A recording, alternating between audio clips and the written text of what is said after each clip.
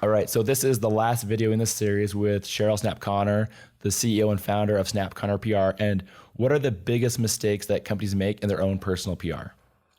Well, company PR and personal PR, sometimes they're interrelated. People who put out personal opinions and it reflects on the company, that's a disaster. You can think of many examples. So, for example, like the founder of Lulu Lemon who made a remark about the fit of the pants and, well, maybe some women aren't designed, that kind of thing that really came across as insensitive, political views that many of their customers don't hold. We could look, unfortunately, at Uber right now for a laundry list of mistakes in PR. So being insensitive, being not a good representative of the brand proposition. So making just very big, like personal statements that are then coming over. That's a disaster. And they're saying them publicly or getting picked up somehow. Or over disclosing, making promises you can't keep. Theranos, that was a mistake, that the founder meant no harm, but was optimistic. And so things that were said by the founder and that went into the press were later deemed to have been not true, that they were over exaggerated or they didn't come true or too many financial predictions. Okay. So that's, in fact, I had the opportunity to interview Halle Berry, the actress. Okay. First thing she said was, take the media training that is offered to you. Always take it. She says, how many times, even now at this point in her huge, illustrious career, do I walk away from an interview and say, why did I say that? So practice the hardest questions. Maybe find opportunities if you're afraid you're going to flub it to respond in writing or to publish things where you can control what you say and it's not going to come out and be misconstrued or less likely. Okay. What mistakes do companies make in their own PR?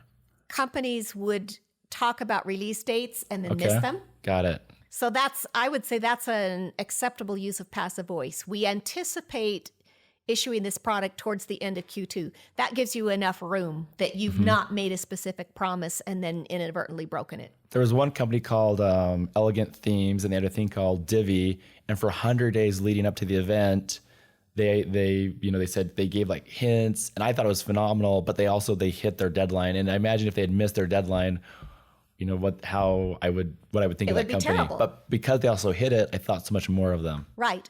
Well, and there's another example. Somebody I really admire, Benjamin Hardy, decided to sell an email course. Okay. And he said this is going to be available just for the first week of January. And he stuck to his guns. Even though he improved his marketing during that 7-day period, he avoided that stealthy thing of saying, but wait, based on popular demand, we're extending it 2 days more. And now we're cutting it. He avoided all of that. He had integrity. When it was done, it was done. Okay. And that is a good thing to do. But using these marketing tricks where you go back on your word and then you offer something different, that's a PR mistake. Got it. And that's a really tough one because you want to allow as many people in, but you also have to create like a sense of urgency or a reason for people to act, or sometimes they may never act. So, or if you say something is so, deliver on your word. Okay. Don't go back on your word later on or, oh, well, I forgot this or I didn't consider that. Just be forthright and then do what you say you'll do.